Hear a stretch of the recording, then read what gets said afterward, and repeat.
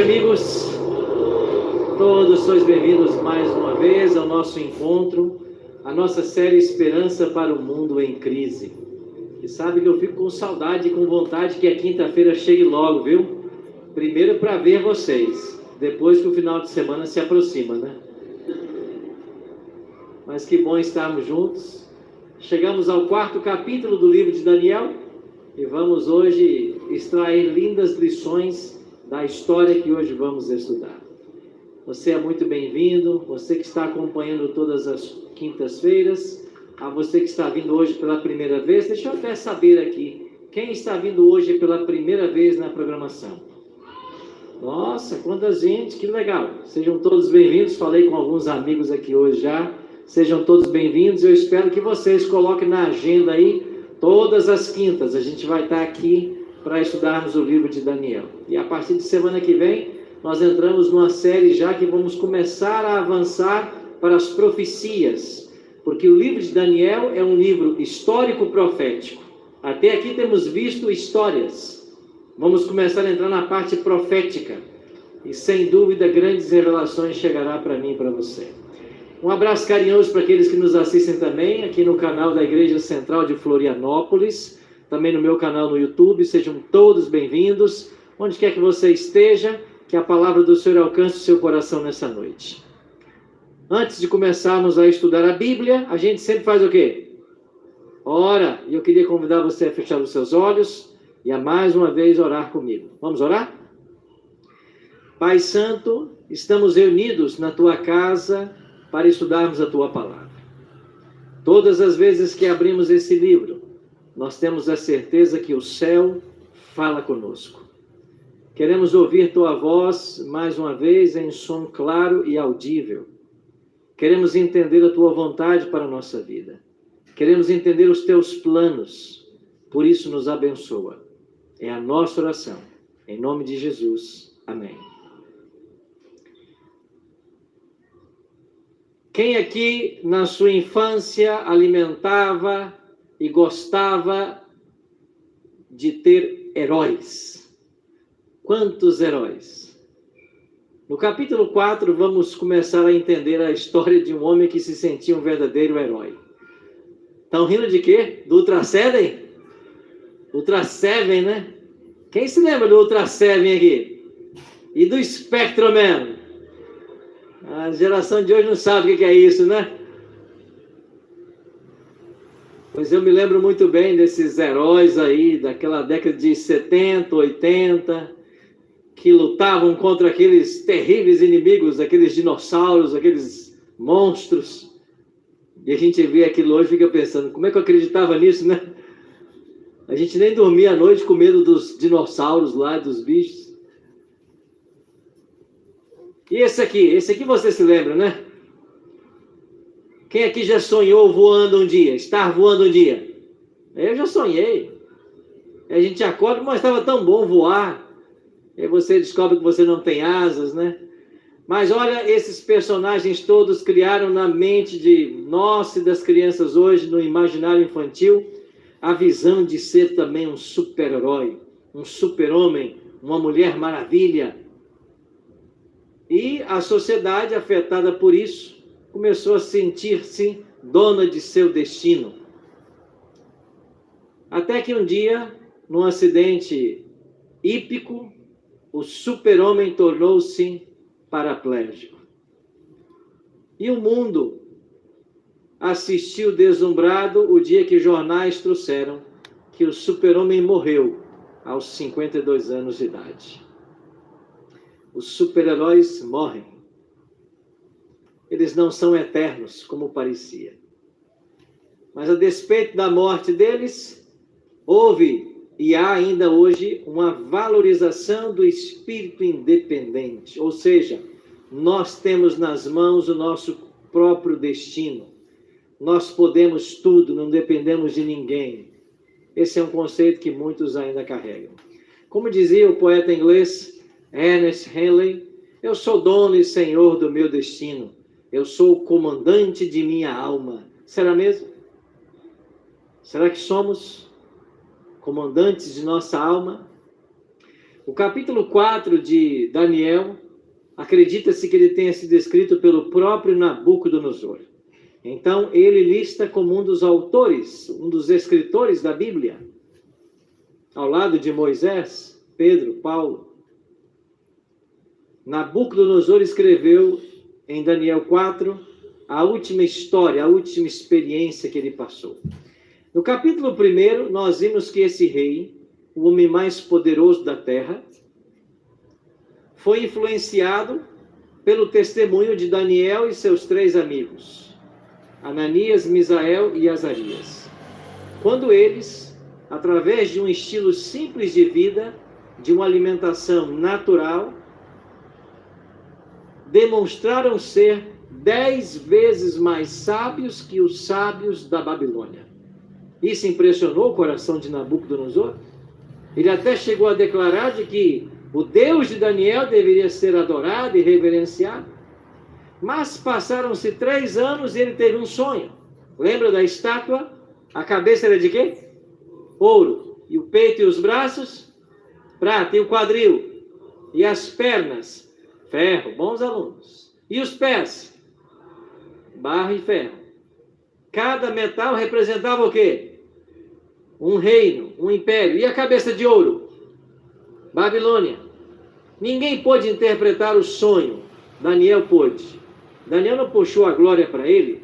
Daniel disse para o rei: olha, rei, o mistério que o senhor exige não a sábio, encantador, astrólogo ou caldeu, mas a quem? Um Deus do céu que revela mistérios.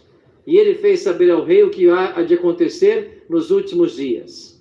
Então cada metal representaria o império e a cabeça de ouro representava a Babilônia. Ele mais uma vez louvou ao Deus do céu. Mas passaram-se 9 anos, ele esqueceu. Esqueceu que o seu reino seria temporal. E ele construiu uma estátua, uma imagem de que metal? Ouro. Aonde? Na planície de Dura. E convidou todos para fazerem o quê? Adorarem a imagem. Todos se prostraram ao som dos instrumentos, com exceção de 3 jovens: Ananias, Misael e Azarias. Esses 3 foram parar aonde? Na fornalha. E quando Nabucodonosor olhou, ele viu quantos? 4. Quem é que estava com eles lá? O próprio Cristo. Isso impressionou o coração do rei. E ele declarou: de fato, o Deus desses jovens é o Deus verdadeiro. Ele baixou um decreto que todos adorem o Deus de Daniel e seus amigos. Mas passaram-se 26 anos e o rei teve um segundo sonho. Agora chegamos ao capítulo 4. Nesse segundo sonho, nós vamos ver um episódio interessante. O rei escreve e a história se repete. Ele disse assim: eu, Nabucodonosor, estava tranquilo em minha casa e feliz no meu palácio. Tive um sonho que me espantou. E quando estava no meu leito, os pensamentos e as visões da minha cabeça me turbaram. Por isso expedi um decreto, pelo qual fossem introduzidos à minha presença, quem? Todos os sábios da Babilônia, para que me fizessem saber a interpretação do sonho. Diferente do capítulo 2, o rei se lembrava do que havia sonhado. No capítulo 2 ele não se lembrou da estátua. Agora ele se lembrava. E ele agora convida os sábios da corte para dar a ele a interpretação que ele não entendia. Ele queria saber. E então foram chamados os sábios. Aqui estão eles, né? Os magos, encantadores, caldeus, feiticeiros. Mas mais uma vez, eles se provaram incompetentes. E eles não puderam interpretar o sonho que o rei havia tido. Eles não sabiam o significado. Então, há um pedido real. O rei manda chamar Daniel. Porque Daniel é diferente. E ele vai declarar o seguinte: diz a interpretação, ó Beltesazar. Nome de Daniel, né? Babilônia. Porquanto todos os sábios do meu reino não me puderam fazer saber a interpretação. Mas tu podes, pois em ti há o quê? O espírito dos deuses santos. Essa era a visão de Nabucodonosor. Daniel, você tem um espírito diferente. O espírito dos deuses santos habita com você. Qual era o espírito que habitava com Daniel de fato? O Espírito Santo. Ele dava os dons para Daniel. Foi ele quem concedeu a Daniel o dom de conhecer as visões e os sonhos. O rei então contou para Daniel o que ele havia visto em sonho. O que o rei havia sonhado? Ele viu uma árvore, enorme árvore, um tronco grosso, uma folhagem robusta. E no sonho, as aves pousavam nos galhos desta árvore, se alimentavam dela. Os animais encontravam sombra, descanso debaixo da árvore. Todos os habitantes da terra eram alimentados por esta árvore. Daniel ouviu atentamente o que o rei havia dito, e aí diz, ele esteve atônito por algum tempo. Por quê? Porque no sonho, o rei contou que esta grande árvore foi cortada por ordem do céu. Uma voz veio do céu e disse, cortai a árvore, lançai-a fora, mas deixe apenas a cepa, o tronco, amarrado com cadeias de bronze e ferro, até que se passem 7 tempos. O rei não entendeu nada. Daniel ficou atônito. Por quê? Porque o sonho tinha a ver com o futuro de Nabucodonosor. E Daniel, que era amigo do rei, estava agora preocupado em como transmitir a mensagem para o rei. E então ele começa, a árvore que viste, que cresceu e se tornou forte, cuja altura chegou até o céu, és tu, ó rei, que cresceste e vieste a ser forte, a tua grandeza cresceu e chega até o céu, e o teu domínio até as extremidades da terra. Esta árvore é um símbolo do teu império, Babilônia. E o rei entendeu. Até aqui tudo estava bem. Quanto ao que viste, um vigilante, um santo que descia do céu e que dizia, cortai a árvore, destruí-a, mas a cepa com as raízes deixai na terra. Na erva do campo seja ela molhada do orvalho do céu, e a sua porção seja com os animais do campo, até que se passem sobre ela 7 tempos. O que é tempo na Bíblia e na profecia? Anos.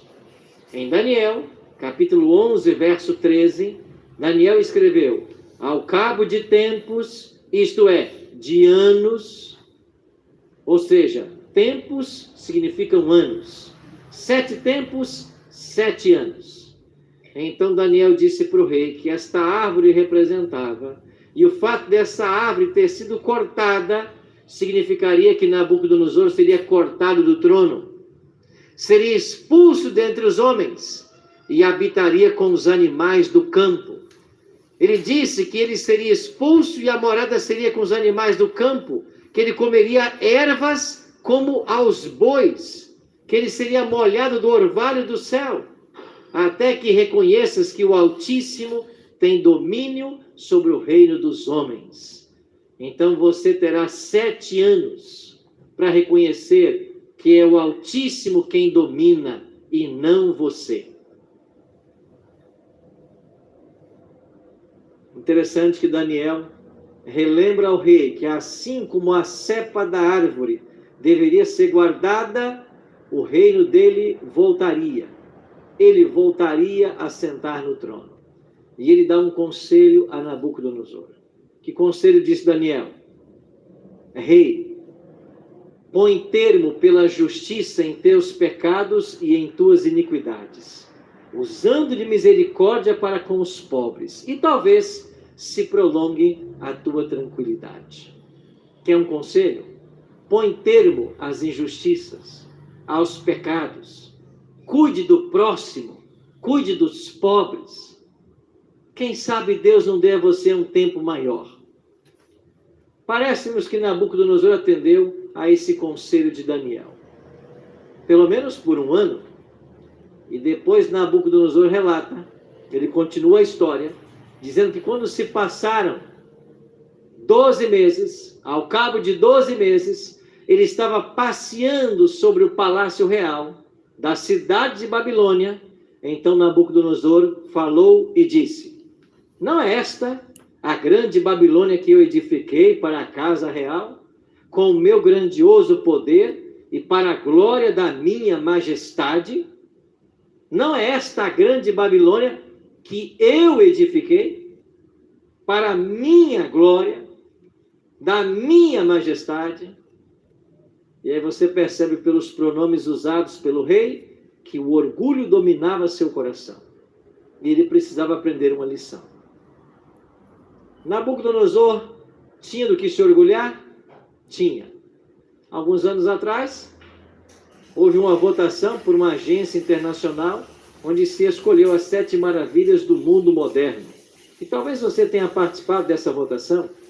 Eu, pelo menos, votei no Cristo Redentor, no Rio de Janeiro, e ele foi eleito uma das 7 maravilhas do mundo moderno, como também as muralhas da China, o Taj Mahal na Índia, o Coliseu Romano, lá em Roma, na Itália. Mas você sabe que essa foi uma versão das 7 maravilhas do mundo moderno por causa das 7 maravilhas do mundo antigo. E quando estudamos história, descobrimos de que estas são as 7 maravilhas do mundo antigo. O mausoléu de Halicarnasso, a estátua de Zeus, o colosso de Rhodes, o farol de Alexandria, a grande pirâmide de Gizé, no Egito, o templo de Artemis e os jardins suspensos da Babilônia. E Nabucodonosor foi ele quem construiu os jardins suspensos da Babilônia. Heródoto, nos seus 2 volumes, no 4º século antes de Cristo, escreve que Nabucodonosor trouxe árvores altaneiras de várias regiões da terra para embelezar seu jardim, flores de variadas matizes, um sistema avançado de irrigação que tirava a água do rio Eufrates e levava para o alto dos jardins de Babilônia. Era uma obra extraordinária da arquitetura. Por isso, o jardim suspenso da Babilônia entrou para a história como uma das 7 maravilhas do mundo antigo. E um dia, passeando por aí, Nabucodonosor, sabendo do sonho da árvore, que em qualquer momento ela seria cortada, ele se esqueceu da previsão do profeta, e ele vai dizer, no alto do seu orgulho: não é esta a grande Babilônia que eu edifiquei para a minha glória? E o que aconteceu? No mesmo instante que ele falava isso, cumpriu-se a palavra sobre Nabucodonosor. Ele foi expulso de entre os homens e ele passou a habitar com os animais do campo. Aqui está uma pintura de William Blake. A Bíblia diz que ele foi molhado do orvalho do céu, alimentava-se como os bois e viveu como um animal durante 7 anos. Alguns especialistas falam em zoantropia, outros falam da doença da licantropia, boantropia. Todas elas falam de um comportamento que o ser humano assume como sendo ele um animal. E ele viveu como um animal durante 7 anos. E possivelmente Daniel tenha sido administrador de toda a Babilônia nesse período. E aqui surge um fato curioso. O rei é tirado do trono, mas não surge nesses 7 anos nenhum impostor. Ninguém tentando sentar no trono do rei. E por que não? Certamente eles pensaram, se esse Deus pode pegar o homem mais poderoso da terra e fazê-lo pastar como um animal, imagina o que ele não fará com quem tentar sentar no trono dele. Porque daqui a 7 anos ele volta. E por 7 anos Nabucodonosor viveu nessas condições. Até que aconteceu o retorno dele. Terminados 7 anos, ele escreveu: eu levantei os olhos ao céu e tornou-me a vir o entendimento, e eu bendisse o Altíssimo e louvei e glorifiquei ao que vive para sempre, cujo domínio é sempre eterno e cujo reino é de geração em geração. Olha o coração do rei. Havia mudado. Ele reconheceu que havia um Deus que governava acima dos homens. Ele agora passou a servir a esse Deus. Ele continua: tão logo me tornou a vir o entendimento, para a dignidade do meu reino, tornou-me a vir a minha majestade, o meu resplendor. Buscaram-me os meus conselheiros, os meus grandes, fui restabelecido no meu reino, a mim se ajuntou extraordinária grandeza. Toda a glória que eu tinha no passado, ela voltou, mas agora havia uma diferença. Olha o que ele declara: agora eu, Nabucodonosor, eu faço o quê? Eu louvo, mais o quê? Eu exalto, mais o quê? Eu glorifico a quem? Não sou eu. Não é mais o rei Nabucodonosor. É o rei do céu. É esse rei que tem que ser adorado. É esse rei que tem que ser glorificado. Porque todas as suas obras são verdadeiras. Os seus caminhos justos. E ele pode fazer o quê? Humilhar a quem anda na soberba. Aconteceu comigo, ele disse. Ele pode humilhar os que andam na soberba. E quando nós terminamos o capítulo 4, a história desse rei, nós vemos a influência de Daniel, que por mais de 3 décadas esteve ao lado do rei e o ajudou no seu processo de conhecimento da verdade e do conhecimento de Deus. Ambos foram bons amigos e o rei se converteu. E o último relato que nós temos, o último ato da vida registrada na história sagrada, foi essa proclamação pública, onde ele reconhecia a misericórdia, a bondade e a autoridade do Deus do céu, do Deus de Daniel. Deus foi bondoso, foi longânimo com o rei. E aqui, quando chegamos ao capítulo 4, a gente pode fazer uma leitura completa. No capítulo 1, ele envia 4 jovens para influenciar o coração do rei. O que Deus tensionava? Revelar-se para o rei e mostrar a ele o seu plano para a vida dele. No capítulo 2, Deus deu um sonho para o rei. No capítulo 3, livrou de forma miraculosa os jovens que o temiam. E no capítulo 4, dá um segundo sonho. Os 4 primeiros capítulos de Daniel são 4 tentativas divinas de alcançar o coração desse homem. E todas as vezes que nós olhamos para a Bíblia e vemos suas histórias, lembre-se de uma coisa: o Deus da Bíblia não muda. Ele é o mesmo ontem, hoje e para sempre. Isso quer dizer que o desejo que ele tem de salvar é o mesmo. Não arrefeceu. Ele deseja salvar a todos. A palavra de Deus nos ensina isso. E olha o que escreveu o profeta Ezequiel a respeito do desejo de Deus de salvar. Tão certo como eu vivo, diz o Senhor Deus. Palavras dele. Tão certo como eu vivo, Deus está dizendo: eu não tenho prazer na morte do perverso, mas em que o perverso se converta do seu mau caminho e o quê? Viva! Convertei-vos dos vossos maus caminhos, pois porque haveis de morrer, ó casa de Israel. Esse é o apelo que Deus faz para mim e para você nessa noite. Deus nos chama a nos converter dos nossos maus caminhos, a deixarmos o orgulho de lado, a pararmos de pensar que somos super-heróis, que temos saída e solução para todos os problemas. Deus nos convida a descermos do pedestal e a confiarmos nele. Deus nos convida a entregarmos nossa vida a ele para que ele nos dirija. O desejo dele é de salvar a todos. E todos nós que estamos agora nessa igreja, todos que acompanham pela internet, saibamos de uma coisa: nós só temos 2 destinos, 2 caminhos. Ou todos nós seremos salvos quando Cristo voltar, quando aquela pedra do capítulo 2 for cortada sem auxílio de mãos,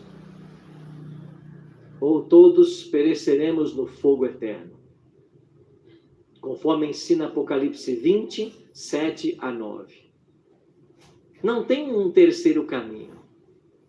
E eu entendo que você está aqui nessa noite porque você quer escolher o caminho estreito. Mas Jesus falou que esse caminho é o que conduz à vida. Ninguém veio aqui porque quer o caminho largo. Aliás, nós não temos um caminho largo para você. Eu já disse em outra ocasião aqui que nós não seremos politicamente corretos. Nós seremos biblicamente corretos. E sabe o que a Bíblia ensina para mim e para você? Que o caminho que Deus propõe não é um caminho de facilidades. Essa história é muito comum que se ensina por aí, de que você entrega-se a Cristo e você viverá um mar de rosas, isso não é bíblico. A história que se ensina por aí de que você foi salvo uma vez e salvo para sempre, isso não é verdade. A Bíblia não ensina isso. Jesus disse claramente, se alguém quer vir após mim, negue-se a si mesmo. E faça o quê? Tome a sua cruz. Há uma cruz para ser carregada. E siga-me.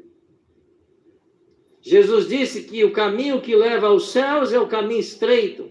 Largo e espaçoso é o caminho que conduz à perdição. E são muitos os que acertam por ele, disse Jesus. Por quê? Porque o caminho da perdição é largo.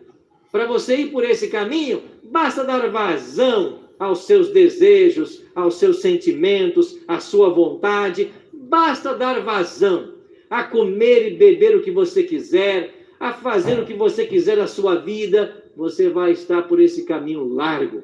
Quer o caminho estreito? Então você tem que aprender aqui qual é esse caminho estreito. Como viver o caminho estreito. Esse livro ensina. E daqui para frente nós vamos começar a ver claramente que esse livro aponta um caminho excelente para nós trilharmos. Mas não é um caminho de facilidades. É um caminho de desafios. É um caminho de provas. Mas é um caminho que conduz à vida.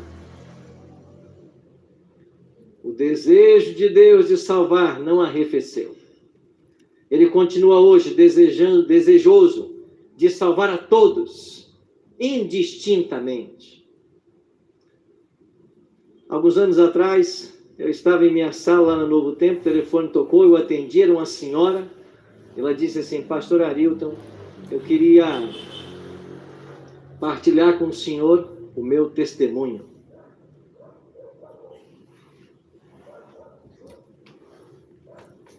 Eu pertencia a uma igreja, pastor, e essa igreja me ensinou muita coisa. E eu fiquei grávida e 9 meses depois tive um filho. E a igreja me ensinou que eu deveria batizar o meu filho. Porque se eu não batizasse, ele morreria pagão. E se ele morresse pagão, ele não teria vida eterna. A despeito do ensino da igreja, eu não estava confortável com essa prática. Eu não queria batizar meu filho. Eu não encontrava na Bíblia razões para batizar um recém-nascido, ainda que a minha igreja ensinasse isso. E eu não batizei. Mas por coisas da vida, quando meu filho completou 6 meses, ele faleceu. E a igreja disse para mim, seu filho morreu sem ser batizado, morreu pagão, e ele não tem salvação. Esse ensino colocou sobre meus ombros o peso de 1 tonelada. E carregando um sentimento de culpa, eu caí em profunda depressão. Na depressão, tentei o suicídio 2 vezes. E em uma madrugada dessa, sem conseguir dormir, eu peguei o controle de minha TV e comecei a passar os canais. E pela primeira vez eu cheguei na Novo Tempo. E naquela madrugada o senhor estava apresentando Bíblia Fácil. E naquele exato momento que eu cheguei na Novo Tempo, no Bíblia Fácil, o senhor explicava sobre o batismo. E o senhor dizia que a Bíblia não traz nem um único exemplo de recém-nascido sendo batizado. O senhor ensinou naquele programa que as crianças recém-nascidas não devem ser batizadas. Porque alguém, para ser batizado, tem que dar pelo menos 4 passos. O senhor disse que a pessoa tem que ser doutrinada. Ou seja, ela tem que aprender da Bíblia. E é claro, Jesus disse isso em Mateus 28, 19 e 20. Ide por todo mundo, pregai o Evangelho a toda criatura, depois batiza. Primeiro tem que ensinar. Depois que você ensina, a pessoa tem que se arrepender de seus pecados, como Nabucodonosor se arrependeu do seu orgulho, da sua independência. Depois a pessoa tem que se arrepender. Arrependimento quer dizer tristeza pelo pecado. Eu estava numa direção e caminho em outra. Eu não sou mais a mesma pessoa. Há mudança de vida. E então a pessoa deve ser batizada. E na Bíblia só existe uma forma de alguém ser batizado: mergulhando nas águas. Só. Mas pastor, e o batismo por aspersão, por imersão? Não existe na Bíblia. Não existe. Batismo é afundando nas águas. A palavra grega baptizo quer dizer isso: mergulhar, afundar, imergir. E pastor, quando eu entendi naquela madrugada que eu não havia errado em não batizar meu filho, aquele peso de 1 tonelada caiu dos meus ombros. E eu fui liberta pela verdade. Eu comecei a estudar a Bíblia como nunca antes. Eu tomei a minha decisão, fui batizada e me uni à Igreja Adventista. Deixa eu te fazer uma pergunta. Você não acha que é um verdadeiro milagre a pessoa chegar na madrugada pela primeira vez num canal que vai responder exatamente a questão da vida dela? Sim ou não? Não é isso um milagre? Mas não é todo o milagre. E eu perguntei para ela: irmã, a senhora assiste a Novo Tempo como na sua casa? A senhora tem Sky? Ela disse não. A senhora tem net? Oi? Não. Claro? Não. Como que a senhora assiste a Novo Tempo na sua casa? Ela disse: pastor, eu tenho uma TV e em cima dela tem uma anteninha com 2 perninhas assim, ó. É assim que eu assisto a Novo Tempo. Eu disse: irmã, essa anteninha com 2 perninhas, ela só pega a Novo Tempo em canal aberto. E na cidade da senhora não tem canal aberto. Ela disse: pastor, eu não sei, mas faz 1 ano que eu assisto a Novo Tempo. Eu peguei o telefone na hora, liguei para o Tito, na Mira da Verdade. O Tito era gerente de expansão da Novo Tempo. E eu disse: Tito, essa mulher está assistindo a Novo Tempo nessa cidade? Ele fez a pesquisa dele e disse: olha, lá não tem TV aberta. De onde está vindo o sinal, a gente não sabe. Eu digo: eu sei. Porque Deus, quando quer alcançar uma pessoa, nem de um sinal ele precisa. Nem de uma antena ele precisa.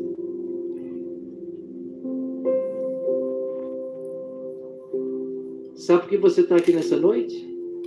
Porque Deus quer alcançar você. Deus quer mudar a sua vida.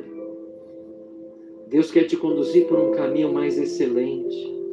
Deus quer te dar um novo rumo. Deus quer trazer verdades para você que você nunca conheceu.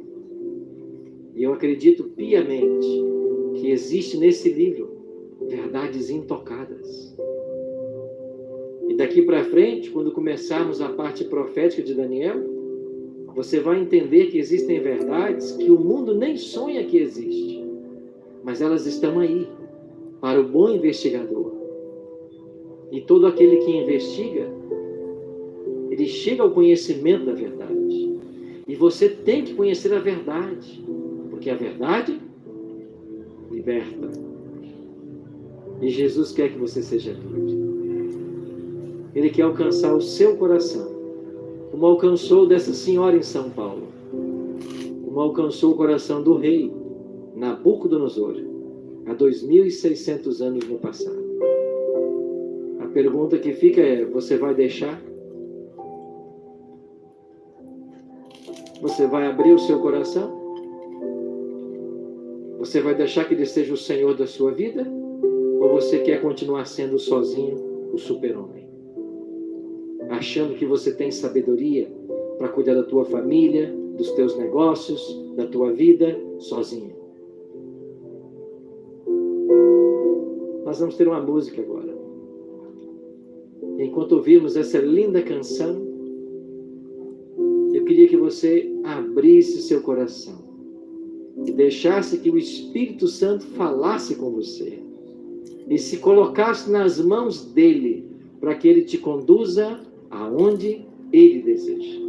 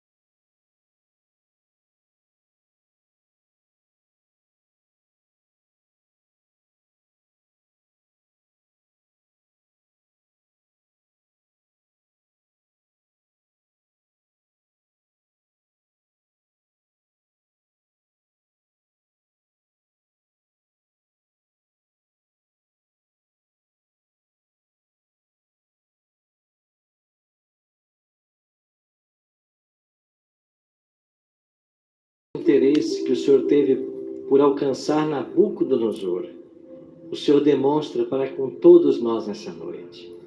É o Teu Espírito Santo que nos tem conduzido a esta casa de oração todas as quintas-feiras.